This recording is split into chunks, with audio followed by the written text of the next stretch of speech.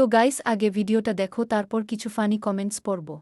প্রথমবার হোলিতে কোথাও ঘুরতে বেরিয়ে এত বাজে অবস্থা হবে একদম ভাবতে পারিনি। আর পিন্টু তো আমার জন্য সকাল থেকে বসে আছে যে সবার ফার্স্ট ওই আমাকে রং লাগাবে, আর আমি ওর জন্য স্পেশালি বাড়ি থেকে 1 প্যাকেট আবির নিয়ে গেছিলাম। সত্যি কথা বলতে হোলির সময় আমরা কোনোদিন ঘুরতে বেরোই না, তার কারণ হচ্ছে আমরা গ্রামের কিছু লোকজন মিলে আমাদের মন্দিরের ওখানে খুব ছোট্ট করে একটা সুন্দর করে হোলি সেলিব্রেশন করি। বাট এই বছর আনফর্চুনেটলি সেটা হয়নি, এই জন্য একটু ঘুরতে বেরোতে হলোই। অ্যান্ড আমার মুখটার এরকম অবস্থা কারণ এখানে এতটা গরম যে আমি 1 সেকেন্ড সুস্থ হয়ে দাঁড়াতে পারছিলাম না। অ্যান্ড এখানে আমি 2টো আইসক্রিম টেস্ট করলাম, যেটা ভালো সেটা আমি পিন্টুকে দিলাম।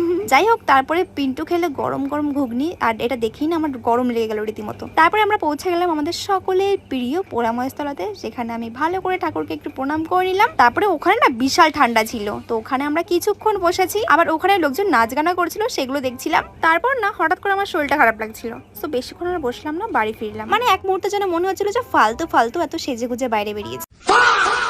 পিন্টুর দিন শেষ, এখন হৃদয়ের দিন শুরু।